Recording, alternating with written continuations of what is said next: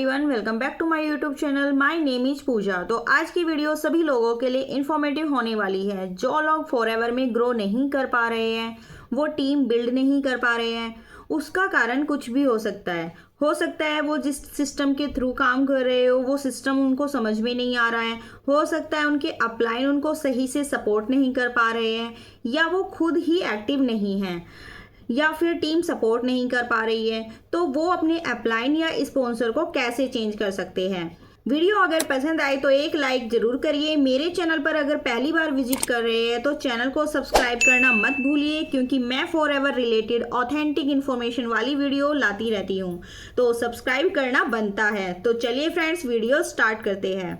तो फ्रेंड्स, शायद आपको पता हो कि फॉरएवर में आईडी सिर्फ एक बार बनती है। अगर आईडी बन गई, उस पर बिलिंग हो गई, तो अब आपकी आईडी दोबारा नहीं बन सकती। आपने जिस टीम को, जिस अपलाइन को ज्वाइन कर लिया, आपको उसी के साथ काम करना होगा।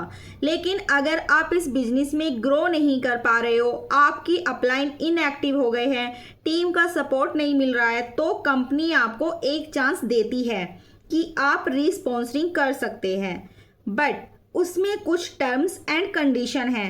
ऐसा नहीं है फ्रेंड्स कि आज आपकी आईडी बनी, आज आपने बिलिंग कर ली और नेक्स्ट मंथ आप अपना अपलाइन चेंज कर लो। ऐसा नहीं होता है।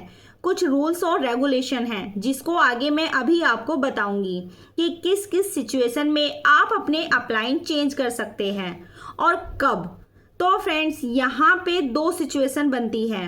पहली, अगर आपने 2CC कर लिया है। दूसरी, अगर आपने 2CC नहीं किया है, मतलब अगर आपने 1500, 1800, 2000, 5000, 10,000 की बिलिंग की, यानी कि आप प्रेफर्ड कस्टमर ही हो अभी, तो दोनों सिचुएशन पे आप अलग अलग टाइम पर रिस्पॉन्सरिंग कर सकते हो। अब सबसे पहले बात करते हैं, अगर आपने 2CC नहीं किया है, आपकी 1800, 2000, 5000 की बिलिंग हुई है, मतलब अभी आप प्रेफर्ड कस्टमर हो, तो आपकी जब से बिलिंग हुई है उससे लेके 6 मंथ तक आपको टोटली इनएक्टिव रहना है उस आईडी पे। इनएक्टिव होने का मतलब है कि आपको अपनी आईडी से आगे आने वाले 6 महीने तक कोई भी प्रोडक्ट परचेज नहीं करना है।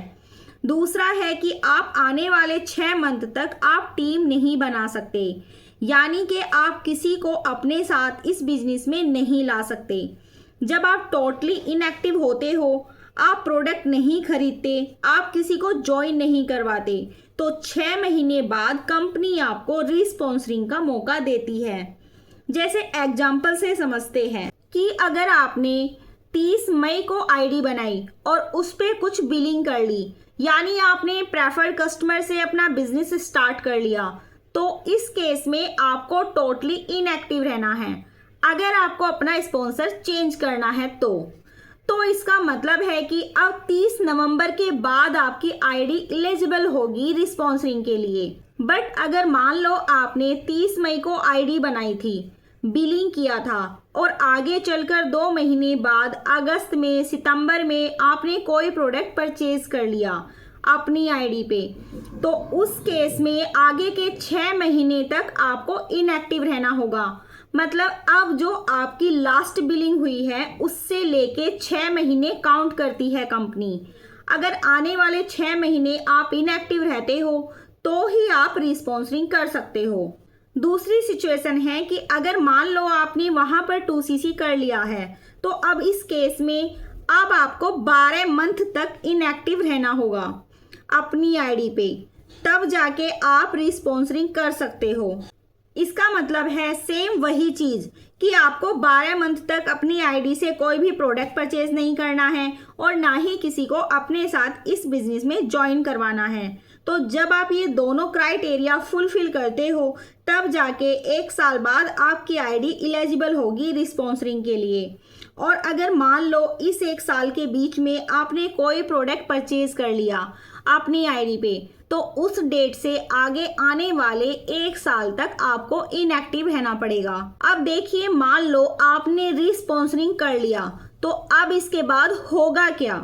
तो आपका लेवल 0 हो जाएगा, यानी कि आपको फिर से प्रेफर्ड कस्टमर से अपना बिजनेस स्टार्ट करना पड़ेगा। ऐसा नहीं है कि आपने वहाँ पे 2cc कर लिया तो आप अपना अपलाइन चेंज कर लोगे और 2cc यहाँ पे काउंट हो जाएगा। आपको फिर से यहाँ से प्रेफर्ड कस्टमर या असिस्टेंट सुपरवाइजर से ज्वाइन करना होगा। बस इस केस में होगा क्या, आपकी जो FBO आईडी है वो सेम ही रहेगी। आपको न्यू आईडी क्रिएट करने की ज़रूरत नहीं है, क्योंकि दूसरी आईडी आप कभी भी बनाओगे तो वो इलीगल है कंपनी की नज़र में। तो आप सिर्फ अपना अपलाइन चेंज कर सकते हो, बट आपका लेवल 0 हो जाएगा। और दूसरी चीज़, अगर आपने वहाँ पे कोई टीम क्रिएट की है या अपने साथ किसी बिजनेस पार्टनर को ज्वाइन करवाया है तो उस बिजनेस पार्टनर को आप इस टीम में नहीं ला सकते। उस बिजनेस पार्टनर का जो अपलाइन होगा, आपका जो भी एक्टिव अपलाइन रहा होगा उस टीम में, वो बन जाएगा। बट आप अब उसके अपलाइन नहीं रह गए क्योंकि आपने टीम चेंज कर ली और अपलाइन चेंज कर लिया है। तो फ्रेंड्स, अगर आपने वहाँ पे प्रेफर्ड कस्टमर से स्टार्ट किया है और आपको 6 महीने हो गए हैं तो आप कंपनी को एक बार मेल करिए और कंपनी में आप कॉल करके भी पता कर सकते हो कि क्या आपकी आईडी एलिजिबल हो गई है रिस्पॉन्सिंग के लिए या नहीं। फिर कंपनी आपको मेल के थ्रू आगे का प्रोसेस के लिए आपको गाइड करेगी। आई होप आपको ये वीडियो पसंद आई होगी। वीडियो अगर पसंद आई है तो लाइक करिएगा, मेरे चैनल को सब्सक्राइब करिएगा और बेल आइकन जरूर हिट करिएगा, जिससे आगे आने वाली सभी इंपॉर्टेंट वीडियोस आपको सबसे पहले देखने को मिले। तो thanks for watching this video. Bye bye and take care.